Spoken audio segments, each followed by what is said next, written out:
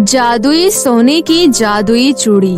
अरे माँ, ये नीलम के बच्चे कहाँ रह गई है? यहाँ भूख के मारे मेरे पेट में चूहे कूद रहे हैं। पता नहीं अभी तक इसका खाना क्यों नहीं बना। रेशमा बेटा, तेरी बहन नीलम घर का भी सारा काम करती है और गोदाम में जाकर भी काम करती है और फिर घर आकर खाना भी बनाती है। तो कम से कम तू भी कभी कभी उसकी थोड़ी मदद कर दिया कर। वो बेचारी अकेले कितना काम करेगी। माँ, मैं भी तो शाम को आपको चाय बना कर देती हूँ ना, तो इतना बहुत है। रेशमा इतना कह रही होती है कि तभी नीलम हाथ में खाने की प्लेट लेकर उसके पास आती है और कहती है, ये लो रेशमा, खाना खा लो। ये क्या, आज तुमने फिर से लौकी बनाई है? अरे तुम्हें बाजार में लौकी के अलावा और कोई सब्जी नहीं मिलती है क्या? तुम्हें पता है ना, मुझे लौकी की सब्जी बिल्कुल भी पसंद नहीं है। फिर भी तुम रोज रोज जानबूझकर ये लौकी की सब्जी बना देती हो। रेशमा, बाजार में सब्जियां बहुत है, लेकिन उनको खरीदने के लिए हमारे पास उतने पैसे नहीं हैं। मैं और पिताजी जितना भी पैसा कमाते हैं वो सब घर के खर्चे में और घर के किराए में चला जाता है, और जो बचता है उनसे हम बस ये लौकी ही खरीद सकते हैं। इसलिए तुम्हें यही खाना पड़ेगा। अरे भगवान ने तुम्हें शक्ल अच्छी नहीं दी है तो कम से कम बातें तो अच्छी कर लिया करो। रेशमा, ये क्या तरीका है अपनी बड़ी बहन से बात करने का? माफी मांगो अभी। माफी? और इस बदसूरत से? कभी नहीं, मैं इसे कभी माफी नहीं मांगूंगी, समझिए आप। इतना कहकर रेशमा गुस्से में उठकर घर से बाहर चली जाती है और अपनी छोटी बहन के इस बर्ताव को देखकर नीलम की आंखों में आंसू आ जाते हैं। और वैसे तो नीलम और रेशमा दो सगी बहनें थी, लेकिन उन दोनों के रंग रूप में बहुत ही ज्यादा फर्क था। जहाँ रेशमा दूध की तरह गोरी और खूबसूरत थी, वहीं नीलम बेचारी सांवले रंग की बदसूरत लड़की थी, जिस वजह से रेशमा अपनी बड़ी बहन नीलम से बहुत ज्यादा नफरत करती थी और उसे हमेशा उसके रंग को लेकर ताने मारा करती थी। तभी एक दिन, हे भगवान, आज तो गोदाम में बहुत सारा काम था, मेरे तो पूरे शरीर में दर्द हो रहा है। देखो माँ, आ गई महारानी। हम लोग कितनी देर से इसका इंतजार कर रहे हैं और ये महारानी अब आ रही है। अरे ये कोई समय है घर आने का? तुझे पता है हम लोग यहाँ कब से भूखे बैठे हैं। चल जल्दी से अब खाना बना दे।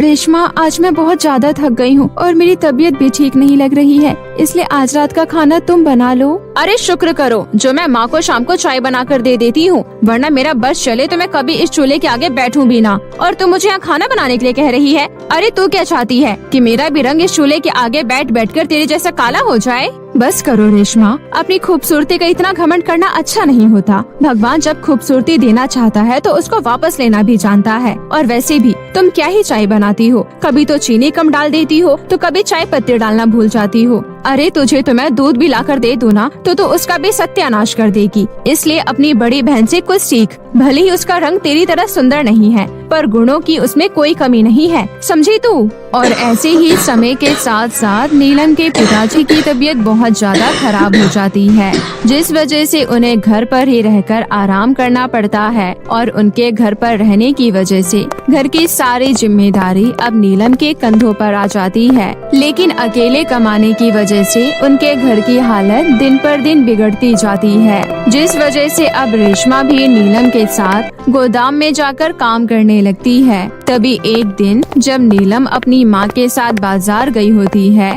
उसी समय वो अपनी माँ से कहती है, माँ क्या हुआ? मैं कब से देख रही हूँ आप छोले भटूरे वाली रेहड़ी को देखी जा रही हो। क्या आपको छोले भटूरे खाने का मन कर रहा है? मन तो कर रहा है बेटा, लेकिन क्या कर सकते हैं, ये सब खाना हम गरीबों के नसीब में लिखा ही नहीं है। तुझे पता है जब तू पेट में थी तब तेरे पिताजी ने मुझे एक बार छोले भटूरे खिलाए थे। उस टाइम पर तो ये छोले भटूरे 10 रुपए प्लेट मिलते थे, लेकिन आज देखो 50 रुपए प्लेट मिलती हैं। अपनी माँ की ये बात सुनकर नीलम को बहुत बुरा लगता है, लेकिन वो कर भी क्या सकती थी। तभी ऐसे ही कुछ समय और बीत जाता है और जब रोज की तरह नीलम और रेशमा गोदाम में काम करने जा रही होती है, तभी रास्ते में उन्हें एक बूढ़ी औरत मिलती है और वो उनसे कहती है, बेटी मुझे बहुत तेज भूख लग रही है, भगवान के लिए कुछ खाने को दे दो। अरे हटो सामने से, पता नहीं कहाँ से सुबह सुबह मांगने के लिए चले आते हैं। इतना कहकर रेशमा वहाँ से आगे बढ़ जाती है। तभी नीलम कहती है, अरे अम्मा ये लो, आप मेरा खाना खा लो, आपको भूख लग रही है ना? इतना कहकर नीलम अपना लंच उस बूढ़ी औरत को दे देती है, जिसके बाद वो बूढ़ी औरत खाना खाकर नीलम से कहती है, तुम्हारा बहुत बहुत शुक्रिया बेटी, तुम सच में बहुत अच्छी हो, इसलिए मैं तुम्हें ये कड़ा देना चाहती हूँ। ये कड़ा तुम्हारे बहुत काम आएगा।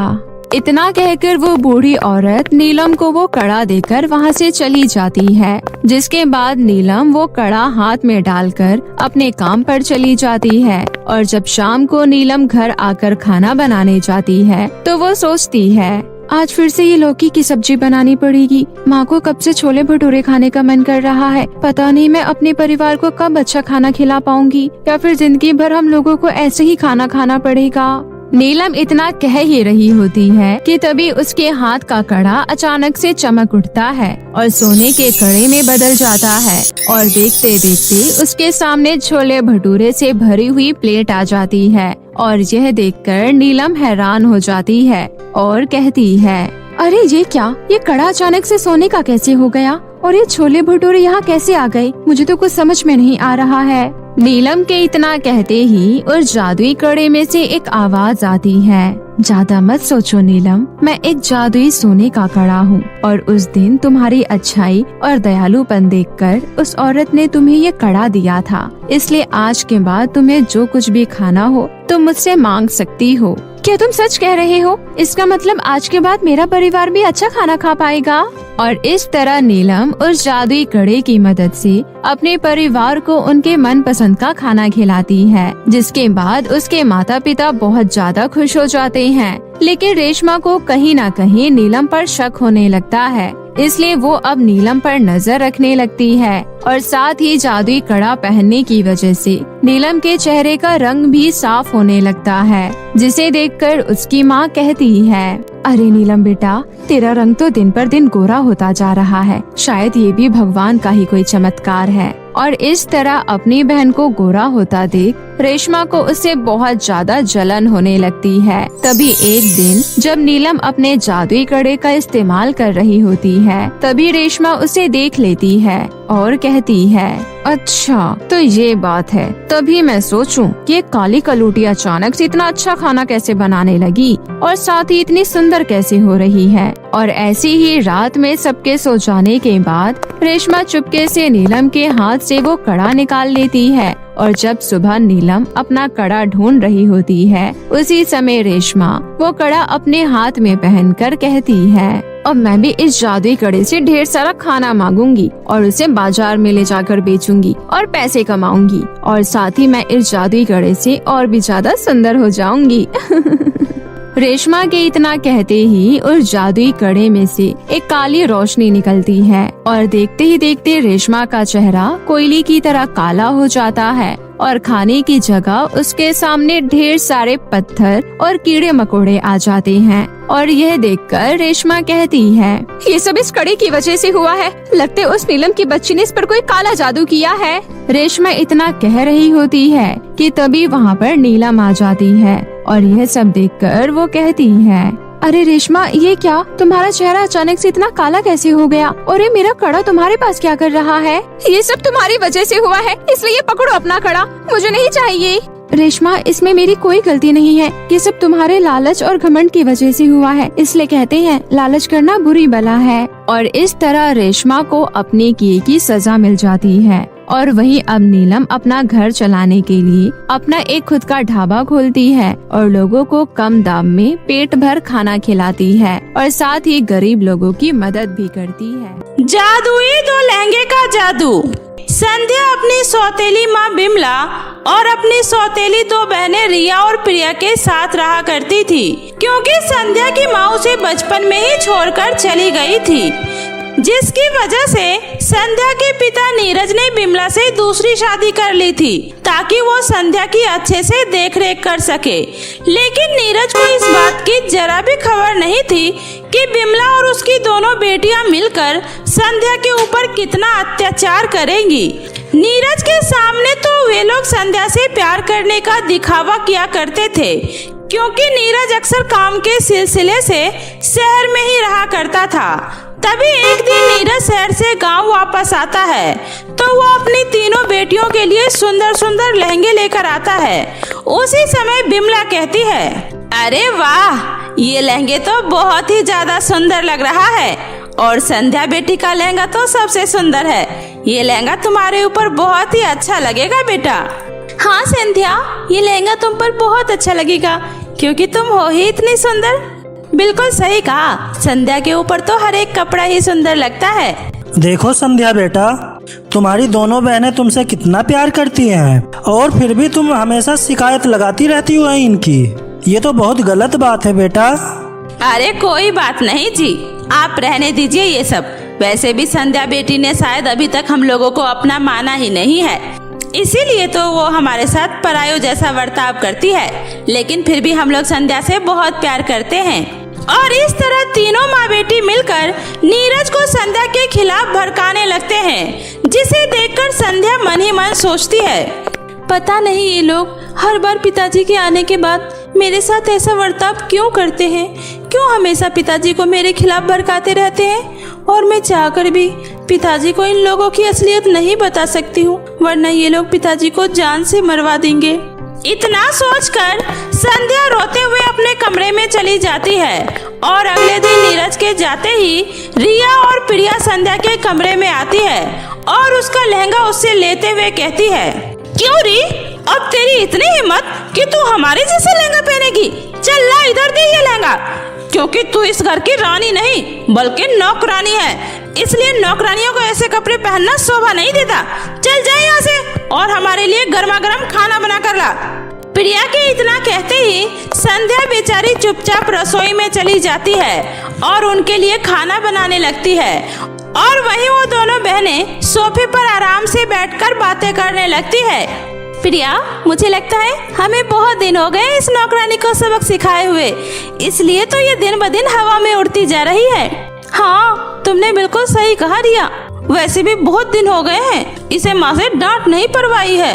हाँ ये सही है, वैसे भी तुम्हें पता है ना माँ को गुलाबी वाला लहंगा कितना पसंद है, और अगर उसे कोई हाथ भी लगा दे तो माँ को बहुत गुस्सा आता है।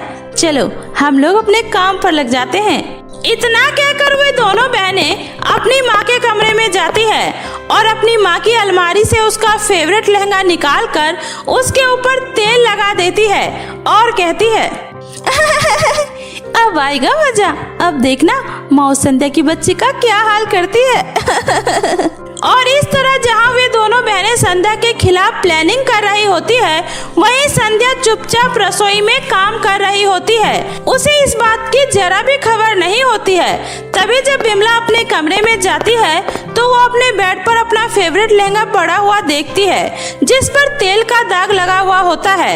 ये देखकर बिमला को बहुत गुस्सा आ जाता है और वो चिल्लाते हुए संध्या को बुलाती है, अरे ओ करमजली, कहाँ मर गई? जल्दी से मेरे कमरे में आ, आज तो मैं तुझे छोड़ूंगी नहीं।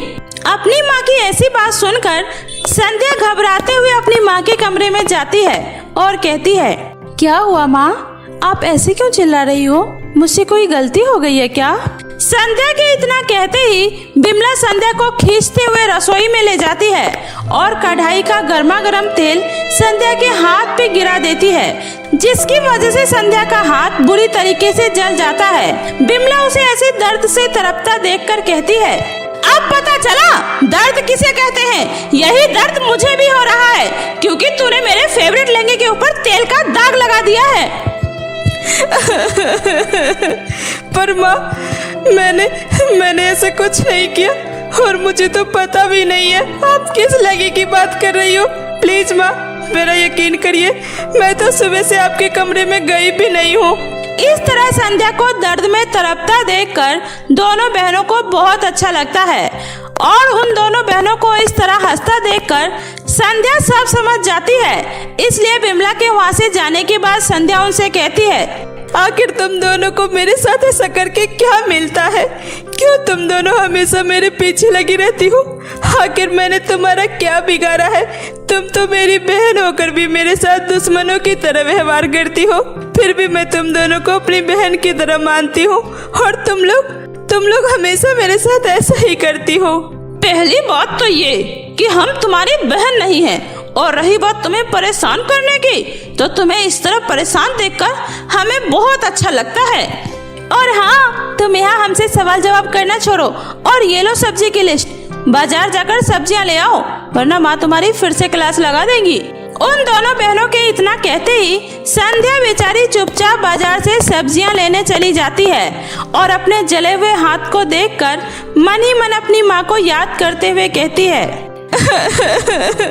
माँ, हम मुझे छोड़कर क्यों चली गई माँ? आपको पता है ना, मुझे यहाँ पर कोई भी प्यार नहीं करता और मेरी सौतेली माँ और सौतेली बहन तो हमेशा मुझ पर अत्याचार करती है और आज तो मेरी सौतेली माँ ने मेरा पूरा हाथ जला दिया। मुझे बहुत दर्द हो रहा है माँ, लेकिन मैं फिर भी अपना दर्द किसी को नहीं बता सकती। काश माँ, अगर आज आप मेरे पास होती, मुझे ये सब कुछ नहीं सहना पड़ता। संध्या इतने कहते हुए जब जंगल के रास्ते अपने घर जा रही होती है, उसी समय उसको एक आवाज सुनाई देती है, प्लीज कोई है? कोई तो हमारी मदद करो, हमें इस कुएं से बाहर निकालो, हम बहुत ज्यादा तकलीफ में हैं, कोई मेरी मदद करो प्लीज। संध्या ये आवाज सुनकर फटाफट से जंगल के बीचों बीच बने हुए उस कुएं के पास जाती है और देखती है कि कुएं के अंदर तो सोने और चांदी के 2 लहंगे पड़े होते हैं, जिसे देखकर वो कहती है, अरे इस कुएं में तो बस ये 2 लहंगे ही पड़े हैं, फिर ये आवाज कहाँ से आ रही थी? क्योंकि इस कुएं में तो कोई इंसान नजर ही नहीं आ रहा। चलो मैं इन लहंगों को ही बाहर निकाल लेती हूँ, शायद किसी का गिर गया होगा। इतना कहकर संध्या जैसे ही उन दोनों सोने और चांदी के लहंगे को बाहर निकालती है, वैसे ही सोने और चांदी के लहंगे में से एक आवाज आती है, सुनो, तुम्हारा बहुत बहुत शुक्रिया जो तुमने हमारी इतनी मदद की। तुम्हें नहीं पता कि हम कितने सालों से इस कुएं के अंदर कैद हैं, पर किसी को भी आज तक हमारी आवाज सुनाई नहीं दी। शायद इसलिए क्योंकि यहाँ हर किसी के अंदर छल और कपट भरा हुआ है। पर ऐसा कैसे हो सकता है? भला एक लहंगा कैसे बोल सकता है? अरे वो इसलिए क्योंकि हम परीलोक की रानी चंद्रिका की बेटियां हैं, सोनिया और चांदनी। हमें कुछ साल पहले एक जादूगरनी ने श्राप दे दिया था, जिसकी वजह से हम दोनों सोने और चांदी के लहंगे में बदलकर इस कुएं में कैद हो गए थे। इसलिए तुम उस जादूगरनी से हमारे लिए लाल कमल ले आओगी तो हम लोग फिर से अपने असली रूप में आ जाएंगे। तो बताओ, क्या तुम मेरी मदद करोगी? जी बिल्कुल, क्यों नहीं, मैं आप लोगों की मदद जरूर करूंगी, क्योंकि दर्द में रहना क्या होता है ये मुझसे बेहतर और कोई नहीं समझ सकता। इतना कहकर संध्या पहाड़ी की ओर जाती है, जहां वो जादूगरनी चुपचाप बैठकर अपने मंत्रों का ध्यान कर रही होती है। उसी का फायदा उठाकर संध्या चुपचाप से उसके बगल में रखा हुआ लाल कमल उठा लेती है और वहां से चुपचाप बाहर आ जाती है। और वो लाल कमल ले जाकर जैसे ही उन दोनों लहंगे के ऊपर रखती है, वैसे ही वो दोनों लहंगे वापस से अपने परी रूप में आ जाते हैं और संध्या से कहती है, तुम्हारा बहुत बहुत शुक्रिया संध्या, हमें उस जादूगरनी के श्राप से आजाद करवाने के लिए। तुम्हारी वजह से हम फिर से जादुई सोने और चांदी के लहंगे से वापस परी में बदल पाए हैं। हम तुम्हारा ये एहसान कभी नहीं भूलेंगे और इसके बदले हम तुम्हें कुछ देना चाहते हैं। ये लो, ये हमारा ही बनाया हुआ जादुई सोने और चांदी के 2 लहंगे हैं। अब इसकी मदद से तुम्हारी जिंदगी में किसी भी तरह की कोई तकलीफ नहीं होगी और तुम अपनी जिंदगी खुशी से व्यतीत कर पाओगी। इतना कहकर वो परियां संध्या को जादुई सोने और चांदी के लहंगे देकर वहाँ से गायब हो जाती है, जिसके बाद संध्या वो जादुई सोने और चांदी के लहंगे को लेकर वापस अपने घर आ जाती है और उन जादुई लहंगों की मदद से अपने सारे काम बड़े ही आराम से कर लिया करती थी। अब उसे किसी भी तरह की कोई तकलीफ नहीं होती है। लेकिन एक दिन उन तीनों को उस जादुई लहंगे के बारे में पता चलता है, तो वो तीनों संध्या के कमरे में जाती है और बिमला संध्या को थप्पड़ मारते हुए कहती है, क्यों रे, इतने दिन से तू इन जादुई लहंगों की वजह से हम सबको बेवकूफ बना रही थी और तेरे पास ये लहंगा कहाँ से आया और तूने हम लोगों को इसके बारे में पता भी नहीं लगने दिया। चल अब हट यहाँ से, अब ये लहंगे आज से हमारे हुए। इन लहंगों की मदद से मैं बहुत ज्यादा अमीर हो जाऊंगी।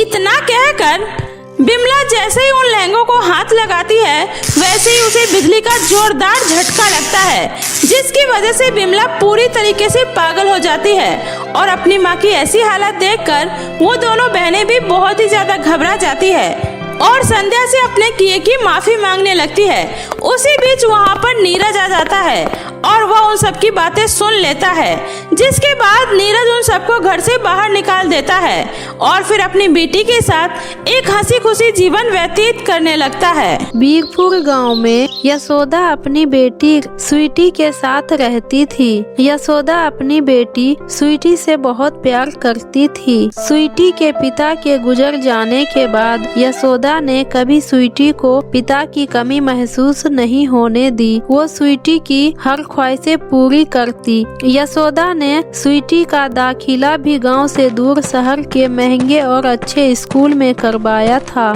यशोदा एक दर्जी थी। सिलाई ही उसके कमाई का एकमात्र जरिया था, जिससे वो अपनी बेटी की सारी ख्वाहिशें पूरी करने की हमेशा कोशिश करती थी। एक बार संडे की छुट्टी पर स्वीटी घर आई थी। माँ, अगले महीने से मेरा एग्जाम है, तो अब मैं वहीं हॉस्टल में रहकर पढ़ाई करूँगी। अब एग्जाम के बाद ही घर आऊँगी। आप अपना ध्यान रखना। और हाँ, मेरे कपड़े भी पुराने हो चुके हैं, तो कुछ पैसे कपड़े के लिए भी भेज देना। चिंता मत करो स्वीटी बेटी, मैं भिजवा दूंगी। तुम बस पढ़ाई पर ध्यान दो। ठीक है बेटी, अपना ख्याल रखना। ज्योति के चले जाने के बाद यशोदा अपने सिलाई के कामों में लग जाती है। ऐसे ही दिन बीत रहे थे। 1 महीने से भी ऊपर हो चुका था, लेकिन स्वीटी इस बार अपनी माँ से मिलने घर नहीं आई। यशोदा को ज्योति की बहुत ही फिक्र हो रही थी, इसलिए वो उससे मिलने शहर उसके कॉलेज में चली जाती है,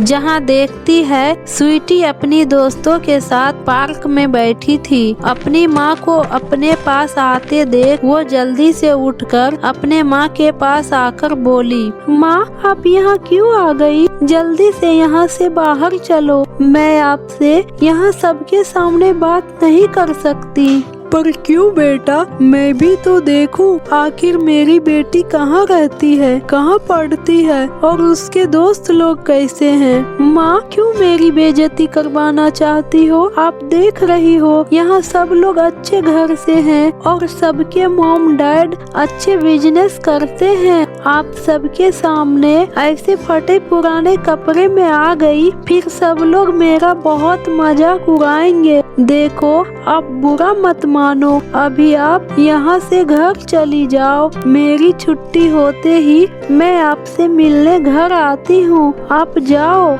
यह सुनकर कुंती उदास मन से घर लौट जाती है। उधर स्वीटी की फ्रेंड्स उससे पूछती है, हे राखी, ये औरत कौन थी और तुम मुझसे क्या बातें कर रही थी? वो तो दिखने में काफी गरीब लग रही थी। तुम्हारी माँ थी क्या? वो कोई नहीं थी। अरे वो औरत रास्ता भूल गई थी और गलती से इधर आ गई बेचारी, तो उसे मैं रास्ता बता रही थी। सो सैड यार, मुझे तो बहुत परेशान लग रही थी। लगता है उनके बच्चे नहीं हैं, तभी तो बेचारी अकेले इधर उधर भटक रही है। अच्छा स्वीटी, अब मैं चलती हूँ। आज मेरी मॉम अमेरिका से मेरे लिए बहुत सारे गिफ्ट और ड्रेसेज लेकर आई है। मैं जा रही हूँ। Bye bye Sonia. उधर यशोदा घर आकर अपने पति के तस्वीर के सामने खूब रोती है। देख रहे हो ना जी, आपकी लाडली को कैसे अब उसे सबके सामने माँ कहने में शर्म आ रही है। अगर आप जिंदा होते तो मुझे आज यह दिन कभी नहीं देखना पड़ता। उधर अगले दिन कॉलेज में सोनिया स्वीटी से कहती है, स्वीटी, मेरी शादी फिक्स हो गई है और तुम सबको मेरे सारे फंक्शन अटेंड करने होंगे। क्यों नहीं, जरूर अटेंड करूंगी तुम्हारे सारे फंक्शन। आखिर मेरी बेस्ट फ्रेंड की शादी है। ठीक है, कल हल्दी है, परसों मेहंदी और फिर शादी। और मेरी सारी सहेलियों को तीनों फंक्शन में अलग अलग लहंगे पहनकर आना है। हल्दी पर पीला, मेहंदी पर हरा और फिर शादी में लाल। मंजूर है ना सबको? सभी सहेलियां हाँ में हाँ मिलाती है, लेकिन ये सब सुनने के बाद स्वीटी लहंगे को लेकर थोड़ा सोच में पड़ जाती है। घर आने के बाद स्वीटी परेशान होकर घर में इधर उधर चल रही थी। उसे देखकर उसकी माँ बोली, क्या हुआ बेटी, तुम इतनी परेशान क्यों हो? मैं काफी देर से देख रही हूँ, जब से आई हो परेशान हो, क्या बात है? माँ, मेरी सहेली सोनिया की शादी है और तीनों फंक्शन में 3 अलग अलग रंग के लहंगे पहनकर जाना होगा, लेकिन 3 क्या, मेरे पास तो एक भी लहंगे नहीं है। मैं सोच रही हूँ कि मैं कैसे जाऊँ। मेरी माँ तो मुझे एक लहंगा तक नहीं दिला सकती। मेरे लिए ये कितनी शर्म की बात है। अपनी बेटी की इस तरह की बातें सुनकर यशोदा को बहुत बुरा लगता है। नहीं नहीं मेरी बेटी, मैं तुम्हारे लिए 3 लहंगे बना दूंगी, बस मुझे एक दिन का समय दो। ठीक है माँ, मैं समय देती हूँ, पर मुझे कल ही लहंगा चाहिए, क्योंकि सोनिया की शादी में सिर्फ 2 ही दिन बचे हैं। यशोदा बहुत ही दुविधा में पड़ जाती है। उसके पास तो इतने पैसे भी नहीं थी कि वह उसके लिए कपड़े लाकर खुद ही लहंगा सिल दे। वह अपने पति के तस्वीर के आगे बैठकर बोलती है, मेरे पास इतने पैसे नहीं है कि मैं अपनी बेटी के लिए 3 अलग अलग लहंगे ले पाऊँ। मैं क्या करूँ जी? कैसे आपकी बेटी की जिद को पूरा करूँ? अब आप ही मुझे कोई रास्ता दिखाइए। इतना बोलकर यशोदा सोचते सोचते वहीं सो जाती है। तभी उसके सपनों में उसके पति आकर बोलते हैं, यशोदा, काली पहाड़ी के पीछे एक जादुई लहंगे का खेत है, तुम वहाँ से लहंगे लाकर अपनी बेटी को दे सकती हो। तभी यशोदा की आंखें खुल जाती है। वह उठते ही काली पहाड़ी की तरफ चल देती है। तभी उसे वहाँ एक लहंगों का खेत मिलता है। यशोदा लहंगों का खेत देखकर बहुत ही ज्यादा खुश हो जाती है और खुशी खुशी उसमें से 3 लहंगे तोड़कर अपनी बेटी स्वीटी के लिए ले जाती है। वो सारे लहंगे लाल रंग के होते हैं। स्वीटी बेटी, ये देखो, मैं तुम्हारे लिए लहंगे लेकर आई हूँ। यह सुनकर स्वीटी बाहर आती है और देखती है, तीनों लहंगे लाल कलर के हैं। देख बेटा, ये तेरा 3 लहंगे का इंतजाम हो गया। क्या माँ, जब लाना ही था तो 3 अलग अलग लहंगे लाते। ये एक जैसे लहंगे का मैं क्या करूँगी? मैंने आपसे कहा था 3 अलग अलग फंक्शन में अलग अलग कलर के लहंगे पहनने होंगे। ये सब तो लाल रंग का है, हरा और पीला कहाँ है? तभी एक चमत्कार हुआ। दूसरा लहंगा पीला और तीसरा लहंगा हरा कलर में बदल जाता है। यह देखकर यशोदा और स्वीटी की आंखें फटी की फटी रह जाती है। वाह माँ, ये लहंगे तो जादुई हैं। आपको ये लहंगे कहाँ से मिला? ये लहंगे तेरे पिताजी ने जादुई खेत के द्वारा तेरे लिए भिजवाए हैं, लेकिन उन्होंने मुझे ये नहीं बताया कि ये लहंगे जादुई हैं। अब तू जा और लहंगे पहनकर तैयार हो जा। उसके बाद स्वीटी पीला लहंगा पहनकर सोनिया के हल्दी के रस्म में जाती है। लहंगा पहनकर स्वीटी बहुत ही सुंदर लग रही थी। फंक्शन में सबकी नजर स्वीटी पर ही थी। यह देखकर स्वीटी को बहुत ज्यादा खुशी हो रही थी। वैसे ही मेहंदी वाले दिन भी स्वीटी हरा रंग का लहंगा पहनकर जाती है। अरे ये देखो, आ गई इस फंक्शन की असली जान। स्वीटी, तू तो लहंगे में एकदम अलग लग रही हो। हल्दी के फंक्शन में भी सब तुम्हें ही देख रहे थे और आज भी सब दुल्हन को छोड़ तेरे आने के इंतजार कर रहे थे। बहुत ही अच्छी लग रही हो। थैंक यू रिया। वैसे ये लहंगा तुमने कहाँ से लिया?